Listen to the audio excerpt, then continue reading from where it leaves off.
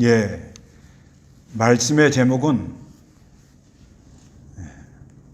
더라면 콤마하고 어찌하여. 여기 3장에 보면 없었더라면, 3절에 보면은 없었더라면, 4절에도 빛도 그날을 비추지 않았더라면, 5절에 하반절에 두렵게 했더라면, 6절에도 달들의 수에도 들지 않았더라면, 7절에도 그 밤에 나지 않았더라면, 8절에 낮을 저주하는 사람들, 리오야단을 깨울 수 있는 사람들이 그 밤을 저주했더라면, 9절에 새벽별들이 빛을 잃고 빛을 기다리지만 오지 않아 동트는 것을 보지 못했더라면 하고, 뭐라면 이런 말이 여러 번 나옵니다. 그런가 하면은 또 어찌하여, 여기 11절에 왜 하면은 옛날 성경에는 어찌하여, 왜, 또 12절에 어찌하여, 또 20절에 어찌하여, 23절에도 어찌하여 빛을 주셨을까. 그래서 지금 욥이 이제 고난을 많이 당하는데, 고난 당할 때 육체를 가진 사람이 너무 힘들면 자기 태어난 일을 저주하기도 하고, 욥이 상당히 힘들었어요.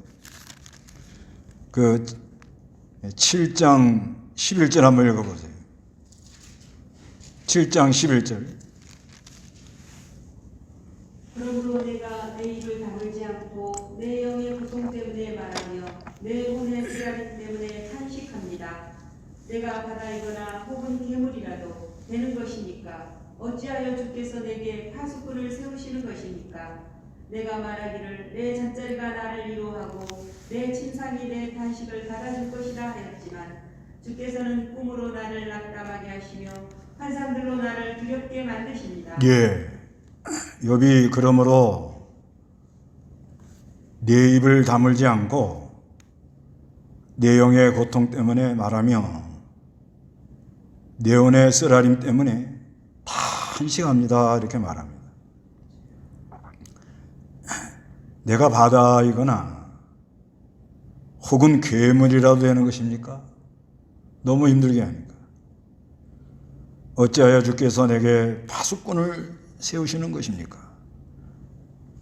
고난을 너무 당하니까 하나님이 아주 다 지켜보고 있는 것 같아요. 얼마나 하나님이 간섭이 많으냐. 7장 18절에 보면 아침마다 그를 찾으시며 매 순간마다 시험하십니까?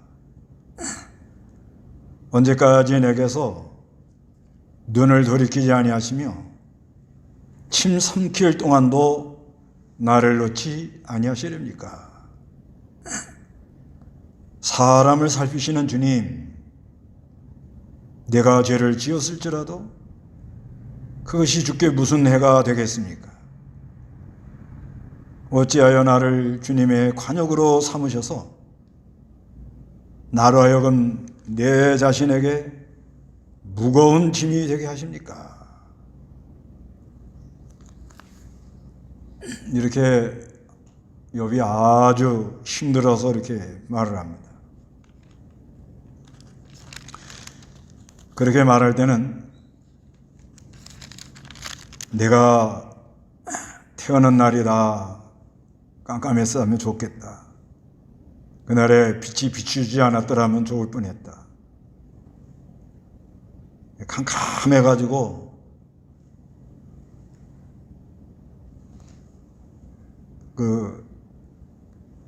자기가 태어난 날 달력에서 다 지웠으면 좋겠다. 그래서 너라면 하는 말은 과거의 사실을 실제와 다르게 가정해보는 뜻으로 나타나는 의미입니다. 이제 옛날에 일어난 일을 그때 그렇게 안 했으면 참 좋을 뻔했는데 이래서 하는 말이에요. 그래서 오늘날 우리도 여러 가지 고통이 들어오면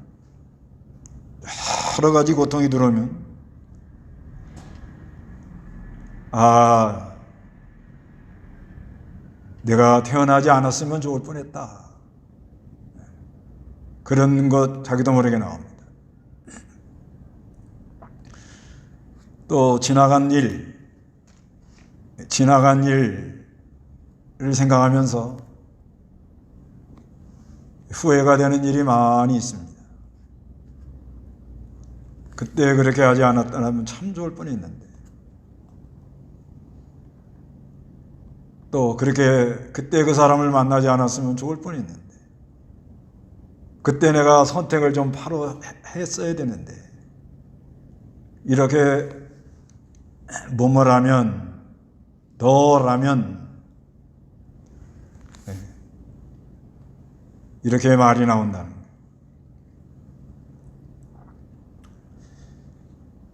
그래서 사람들은 고통이 심하면 누구라도 연약한 말을 할 수 있다. 이 성경에 보면은 믿음의 사람들이 믿음 없는 말 하는 게 많이 나옵니다. 그 모세도 출애굽기 32장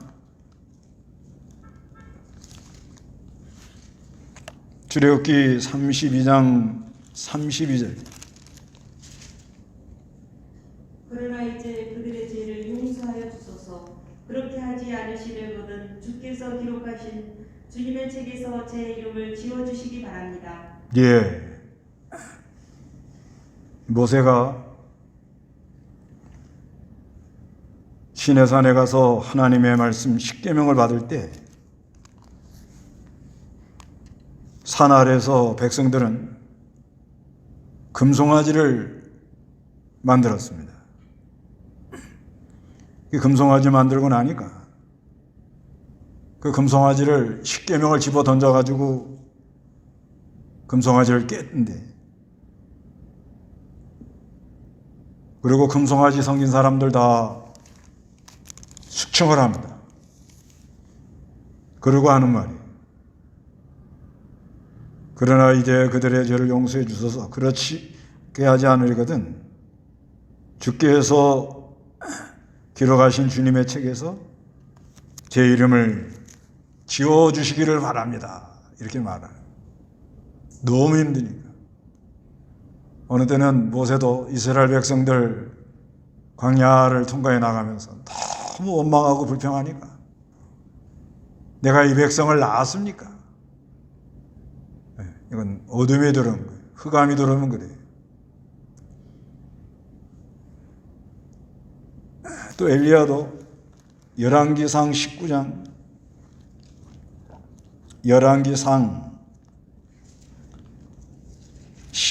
보면은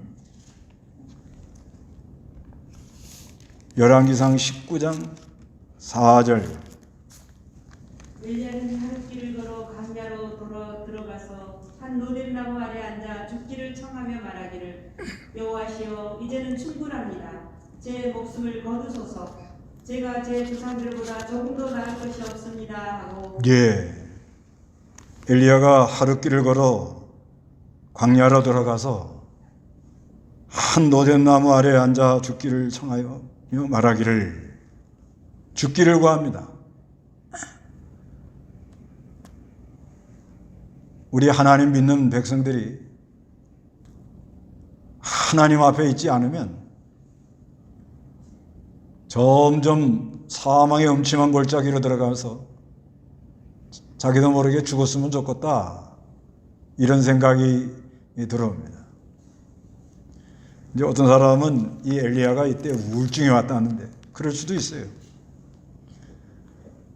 우리 하나님 섬기는 사람들이 약한 사람들이 많아요. 또 성경에도 우리 예수님이 마태복음 10장에 보면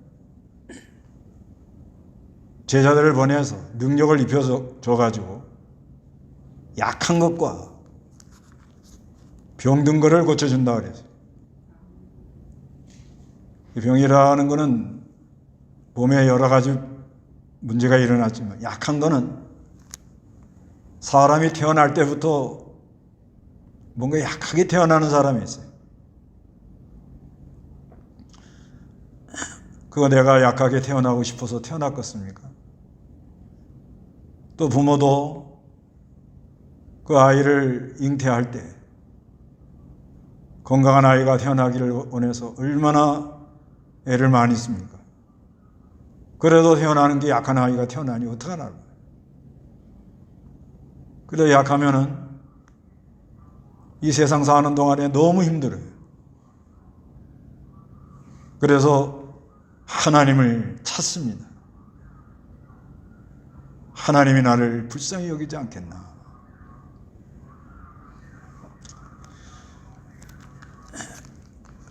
또 약해가지고 하나님께 나올 때 우울증이 있어가지고 오는 사람도 있어요. 실제로. 그리고 엄밀히 말하면은 우리 하나님의 백성은 빛이 오지 않으면 다 우울해요. 빛이 들어오지 않으면 다 마음이 우울합니다. 엘리야도 이렇게 하나님 역사가 있는 사람인데 죽기를 구하는 거예요. 여호와시여 이제 충분합니다. 제 목숨을 거두소서. 제가 제 조상들보다 조금도 나을 것이 없습니다. 하고 노뎀나무 밑에 앉아서 죽기를 구합니다. 요나도 그래요. 요나도 그 요나 4장 3절에 보면 요나도 하나님을 피해 나가다가 물고기 뱃속에 들어가서 회개하고 나왔는데 회개하고 나온 다음에 또 어려움이 오니까 죽는 게 좋겠다. 요나서 4장 3절 여호와시여 이제 간구하건대 내 생명을 가져가소서. 내가 사는 것보다 죽는 것이 더 낫겠습니다. 예, 여호와시여 이제 간구하건대 내 생명을 가져가소서. 내가 사는 것보다 죽는 것이 낫겠습니다.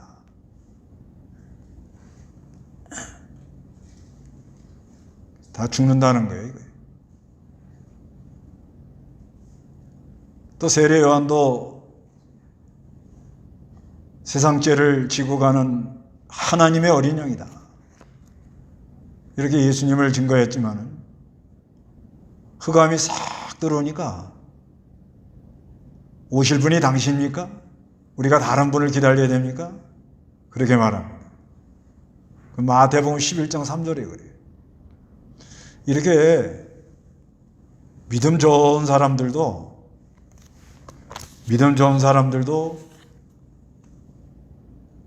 고통이 심하고 어려움이 깊어지면 이렇게 죽기를 구하고 자기 태어난 날을 저주하고 그렇게 안 했으면 좋을 뻔했다는 거예요. 여기 3절에 내가 태어난 날 남자아이를 배웠다고 말하던 그 밤이 없었더라면 4절에 그날이 캄캄하고 위에 계신 하나님께서 그날을 돌보지 않고 빛도 그날을 비추지 않았더라면 5절에 어둠과 죽음의 그늘이 그날을 자기 것이라고 주장하고 구름이 그날 위에 머물며 낮의 캄캄함이 그날을 두렵게 했더라면,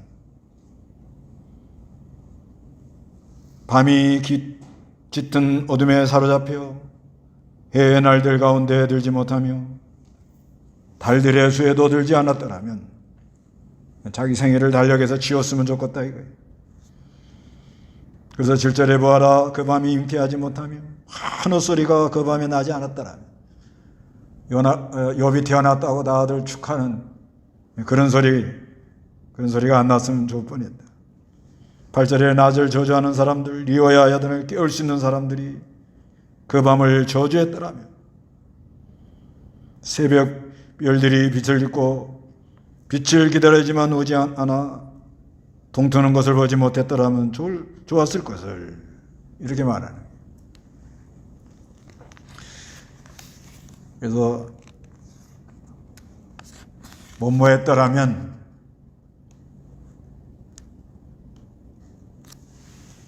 이건 지금 내가 어둠 가운데 있다 이렇게 생각합니다.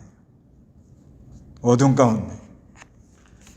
그런데 하나님은 그 하나님의 백성들을 버리지 아니하시고 찾아오십니다. 찾아오는데 여기 고난 중에 20절에 보면은 어찌하여 그분은 고난 당하시는 자에게 빛을 주시고 마음이 괴로운 자에게 생명을 주셨을까? 하나님이 고난 당하는 자에게 빛을 줘요. 찾아옵니다. 찾아오면요, 이제 빛이 싹 들어오면은 아까까지도 야, 내가 그때 그렇게 안 했더라면 좋을 뻔했는데, 야, 꼭 이렇게 해야 되나? 아, 나는 태어나지 않았으면 좋을 뻔했는데. 아까까지도 그러다가 하나님이 빛을 줘요. 호련히 빛이 들어오는 거예요. 빛이 들어오면 11절 읽어보세요. 왜 내가 태에서 죽지 않았으며 모태에서 나오자마자 숨기지 않았을까? 어찌하여 무릎이 나를 받았으며 뭐 때문에 내가 젖을 빨았을까? 그렇지 않았다면 이제 내가 누워 조용히 쉬고 잠들어 평안히 쉴 수 있었을 것이며 자신을 위해 함께한 곳들을 재건했던 이 땅의 왕들과 좋은 자들과 함께 있었을 텐데, 혹은 은으로 집을 가득 채우고 금을 가졌던 지휘관들과 함께 있었을 것이며, 혹은 내가 부지 중에 낙태한 아이처럼 빛을 보지 못한 어린아이같이 되지 않았겠는가? 예. 그 하나님이 이제 빛을 싹 비춰주기 시작하면은,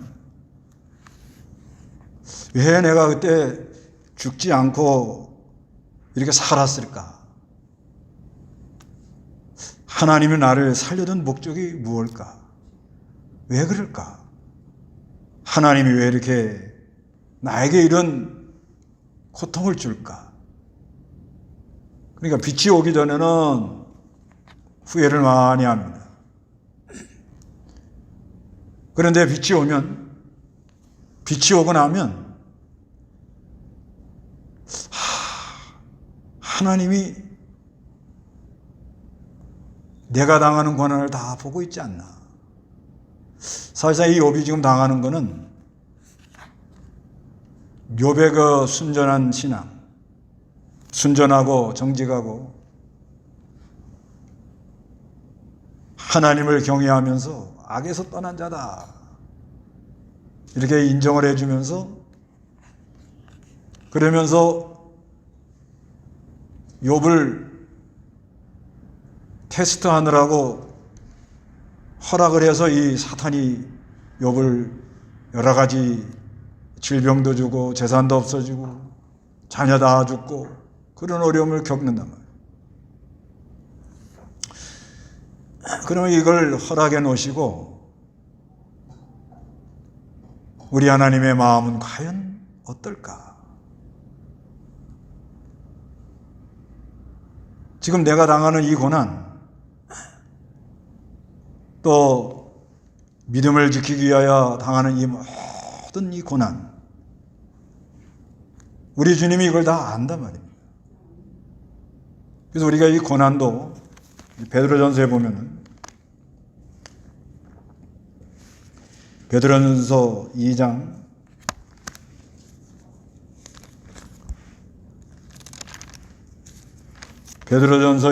19절 누구든지 부당하게 고난을 받더라도 하나님을 생각하여 슬픔을 참으면 이것이 은혜이다. 너희가 죄를 지어 매를 맞고 참는다면 무슨 칭찬이 있겠느냐. 그러나 너희가 선을 행하다 고난을 받고 참으면 이것은 하나님 앞에서 은혜로운 일이다. 너희가 이것을 위하여 부르심을 받았으니 이는 그리스도께서도 너희를 위하여 고난을 받으시고 너희에게 본을 끼쳐 그분의 발자취를 따르게 하셨기 때문이다. 예, 19절에 보면 누구든지 부당한 고난이라는 건 그저 애매하게 고난당하는, 요즘으로 말하면 직장에서 이렇게 일하다가 위에 상사들에게 부당한 고난, 이런 고난을 당한다. 부당한 고난도 하나님을 생각하고 슬픔을 참으면 이것이 은혜가 됩니다. 그 다음에 20절에 너희가 죄를 지어 매를 맞고 참는다. 이건 죄 때문에 오는 고난. 그것도 잘 찾으면 어느 정도 일이 있어요. 그러나 너희가 선을 행하다 고난을 받고 참으면 이것은 하나님 앞에 은혜로운 일이다, 이렇게 말해요. 그러니까 우리가 이 고난 오는 것이 애매한 고난, 부당한 고난, 죄를 짓고 오는 고난, 선을 행하다 오는 고난. 그런데 욥이 가는 길은 지금 선을 행하다 당하는 고난이에요. 하나님을 순종하고 순전하고 온전하다, 순전하고 정직한 신앙, 이것을 드러내려고. 그러나 하나님이 왜 욥에게 그런 걸 허락하는가? 욥에게 그렇게 허락하는 것은 욥의 신앙은 이렇다. 욥을 봐라. 욥을 봐라. 앞으로 주님 재림하는 날까지 선을 행하다 고난받는 사람들이 많이 있을 거란 말이에요. 이해가 안 된단 말이에요. 이해가 안 되는 현실이 많이 들어올 거란 말이에요. 보통은 사람들이 권성징악이라 해서 그저 하나님은 서를 권장하고 악은 징벌하는데, 내가 그래도 바로 살라고 사는데 바로 살면 그래도 하나님께서 복 주지 않겠는가. 그런데 뭐 이렇게 고난이 많나.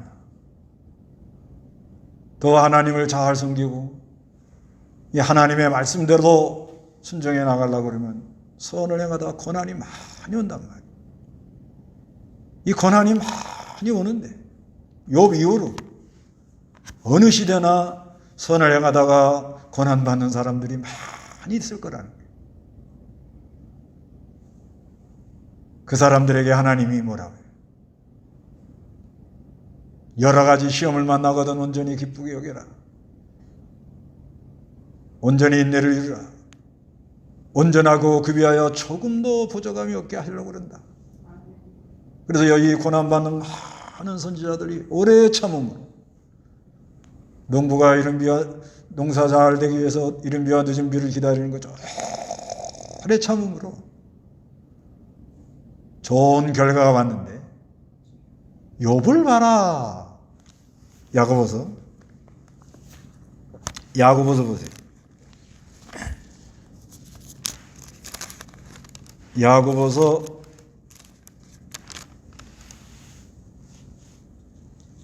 5장 10절. 야고보서 5장 10절. 형제들아, 주님의 이름으로 말하는 선지자들을 고난과 인내의 모범으로 삼아라. 보아라, 우리는 인내하는 자를 복되다고 말한다.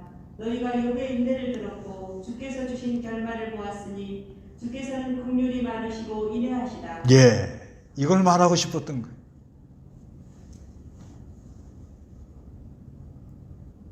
우리 하나님께서 이 구원 역사를 이뤄나가는데 인간들의 그 죄, 이 죄라는 문제를 이거를 해결하려면 사람의 죄를 해결하려면 사람이 와서 죽어야 돼요. 그래서 하나님이 친히 자신이 말씀이 육신이 되어서 오신 거예요. 오셔가지고 그 많은 고난 속에서 죄사함의 은혜와 의롭다 하심의 역사를 이루시고 믿는 자에게 은혜를 입혀서 하나님의 백성을 건져내는 거예요. 그런데 그 하나님의 백성도 여기 주님의 발자취를 따라간다 그러잖아요. 고난의 발자취를 따라가는 거예요. 베드로전서 2장 21절에 너희가 이것을 위하여 부르심을 받았으니 이는 그리스도께서 너희를 위하여 고난을 받으시고 너희에게 본을 끼쳐 그분의 발자취를 따르게 하셨기 때문이다. 주님이 오셔서 하나님을 순종하느라고 고난을 많이 당했는데 예수 믿는 우리도 주님의 발자취를 따라갈 수밖에 없는 거예요. 우리도 주님의 그 발자취를 따라간단 말이에요. 그 발자취를 따라가는데 우리 연약한 우리는 이해가 안 되는 현실이 오면 왜 그럴까?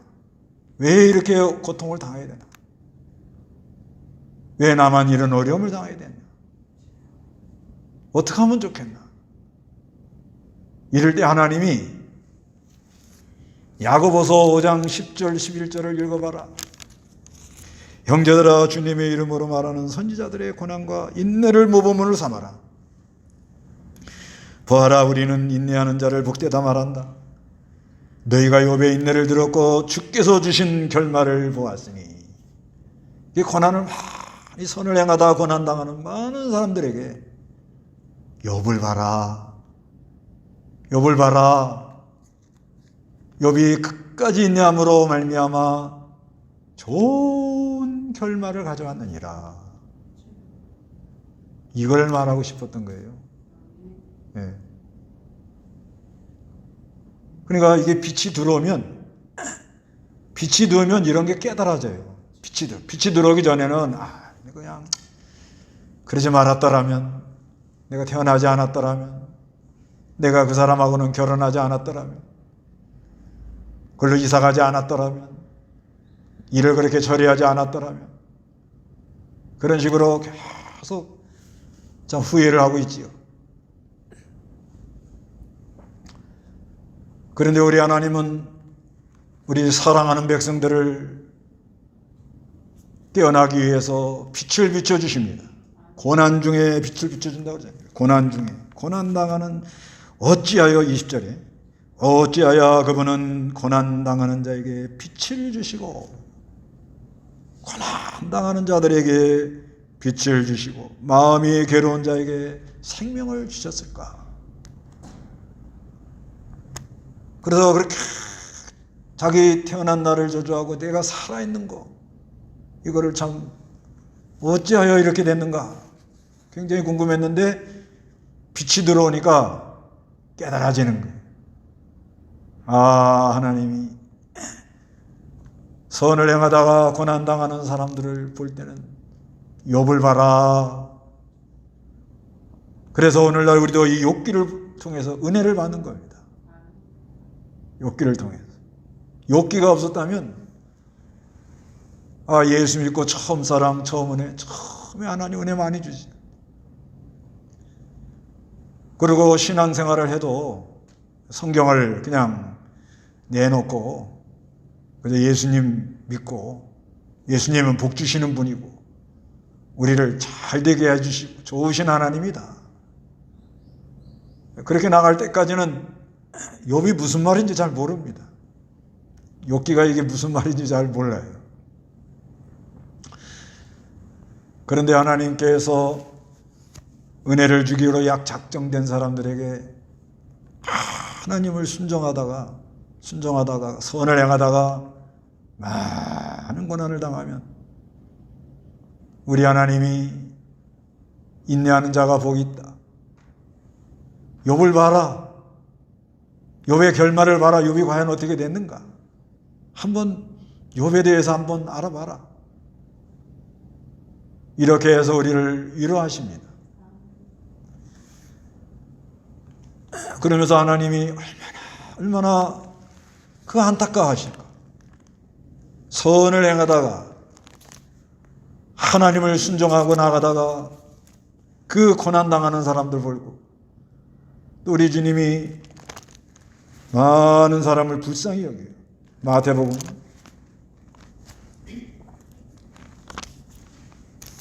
마태복음 14장 14절.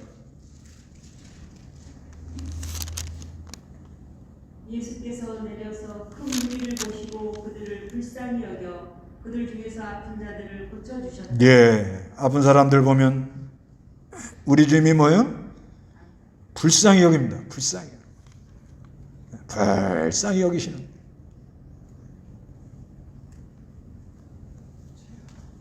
그러니까 이 고난 중에 빛이 들어오면 그런 것이 점점 깨달아져요.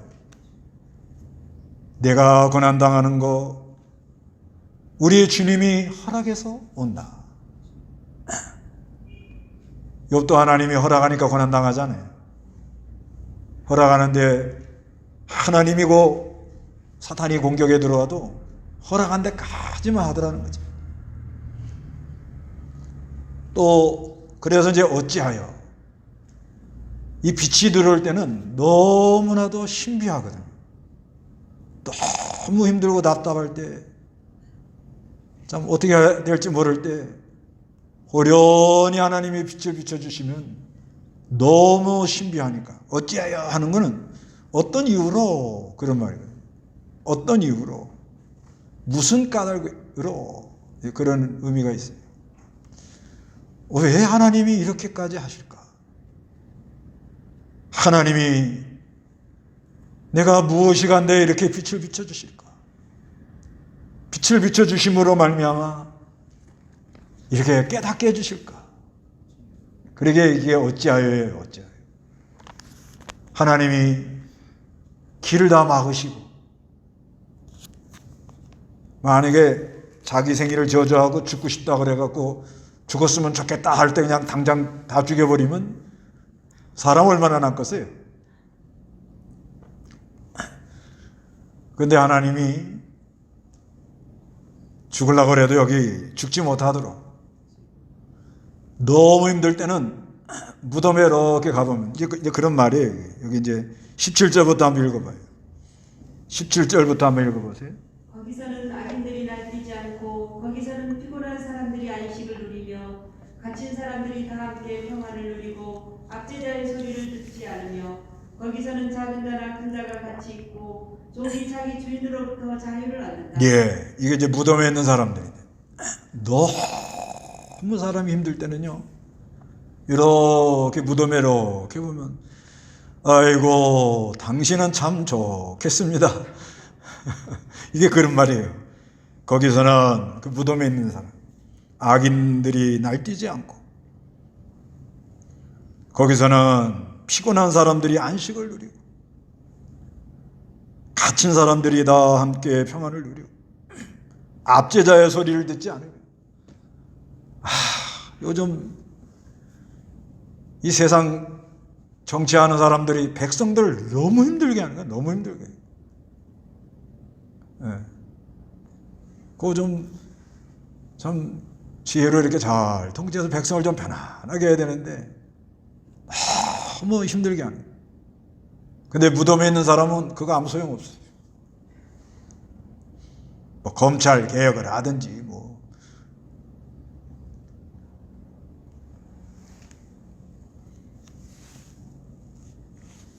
그리고 19절에 거기에는 작은 자나 큰 자가 같이 있고 종이 자기 주인으로부터 자유를 얻는다. 너무 힘들 때는 그 무덤에 이렇게 가보면은 아이고 참 당신이 편안하겠습니다.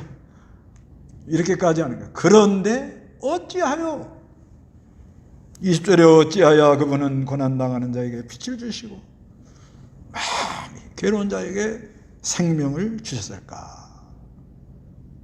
그래서 이렇게 감탄하면서 말을 하는 거예요. 어찌하여. 그러니까 우리가 예배가 얼마나 중요하다는 걸 알 수 있지 않나요? 예. 지금 이 코로나 1년 이상 지내서 사람들이 지금 얼마나 힘들겠습니까? 얼마나 힘들어하는 거예요. 그래 앉아가지고서는 교회마다 예배를 잘 못하잖아요. 또 이 소규모 소그룹으로 이렇게 모이는 교회들도 그걸 못하게 하니까 5인 이상은 모이지 말라 하니까 안 된다는 거예요.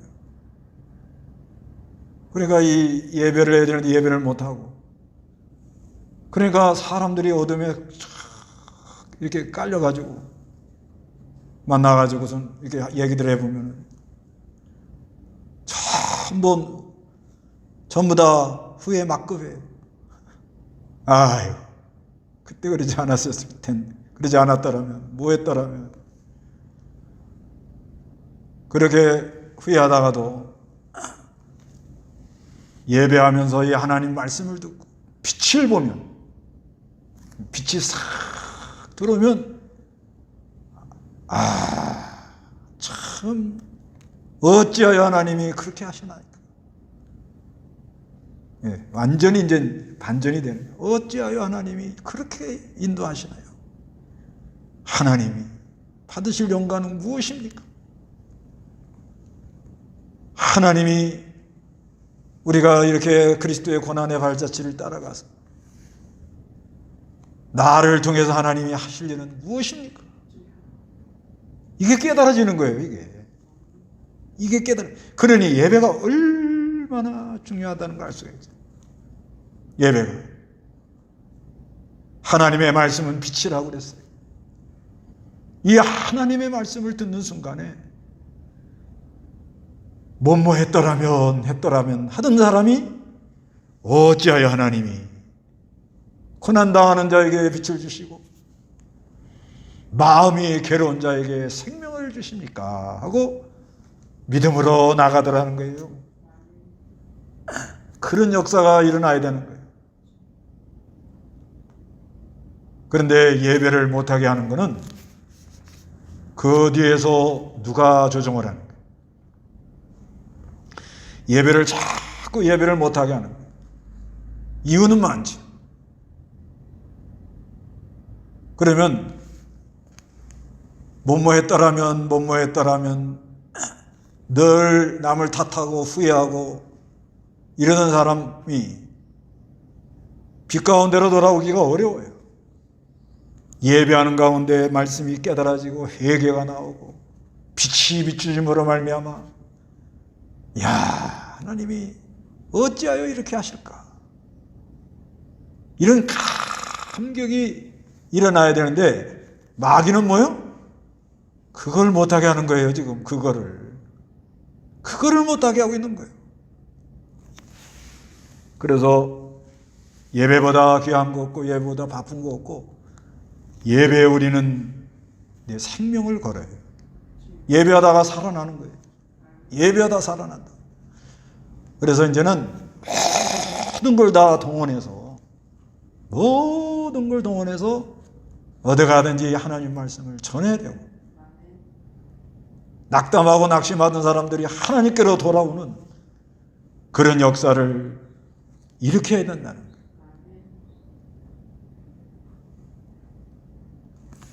그래서 그 시편 30편 5절을 한번 봅시다. 시편 30편 5절. 주님의 노여움은 잠깐이고 주님의 은총은 평생이라. 저녁에는 눈물이 머물더라도 아침에는 기쁨이 올 것이다. 네, 주님의 노여움은 잠깐이라고.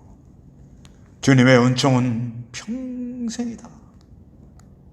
저녁에는 눈물이 머물더라도 아침에는 기쁨이 올 것이다. 이렇게 말합니다. 주님이 노여하는 것. 그 에레미야 애가에도 사람이 이 고난당하는 것, 우리 사람이 고난당하는 것, 주님의 본심이 아니라. 그러니까 우리가 흑암에 받을 때는 왜 하나님 나만 가지고 그러는가? 내가 꼭 이렇게 어려움을 당하고 이렇게 걸어가야 되겠네. 그런 마음이 들어오거든요. 그런데 하나님은 우리가 이렇게 연단받고 고난받는 거 하나님 본심이 아니에요. 뭔가 하나님이 하실 일이 있다는 거예요. 그래서 주님의 노용, 하나님이 우리를 연단하시고 단련하시고 여러 가지 징계가 내려오면 마치 하나님이 노하신 것 같아요. 그 욥기에도 보면요, 하나님이 그 욥기 4장 9절, 그들은 하나님의 입김에 멸망하며 그 콧김에 사라져버리다. 이건 엘리바스가 하는 말인데요. 그들은 하나님의 입김에 뭐요? 하나님의 입김에 멸망한다는 이 말은, 이거는 분노의 돌풍, 그렇게 번역한 데도 있습니다. NIV 같은 데 보면 분노의 돌풍. 근데 하나님이 입김 한번 후 불어보고 또 콧김 한번 물으면 사라지는 거예요. 그래서 우리 주님이 한번 우리를 단련시키는 코스로 들어가면 마치 하나님 노여하는 것 같다. 너무 힘들어요. 감당하기가 어렵습니다. 그렇지만 그 노여움은 어떻게 한다고요? 잠깐이다. 노여움은 잠깐입니다. 뭔가 깨닫게 줄 게 있어요. 뭔가 주실 은혜가 있다는 거예요. 그러나 그분의 은총은 뭐요? 평생인 거예요. 우리가 기도하는 자리에서 은혜 받은 것, 예배할 때 은혜 받은 것, 하나님을 순종해 나가다가 은혜 받은 것은 영원히 잊어버리지 않습니다. 영원히 남는 거예요. 그래서 우리는 너무 힘들어서 저녁에는 눈물로 주님께 나가 기도할 때가 있어요. 눈물로. 그럴 때가 있지만은 하나님은 고난 중에 있는 우리 성도들에게 빛을 비춰주시고 마음이 괴로운 자들에게 생명을 비춰주므로 아침에는 기쁨으로 돌아올 날이 온다는 것입니다. 그래서 여러분은 했더라면 그런 자리에 있지 말고 고난 중에 오는 빛을 보심으로 말미암아 하나님이 어찌하여 나를 이렇게 인도하는가, 너무 감사해서 우리 하나님을 찬양하는 그런 은혜가 있으시기를 바랍니다.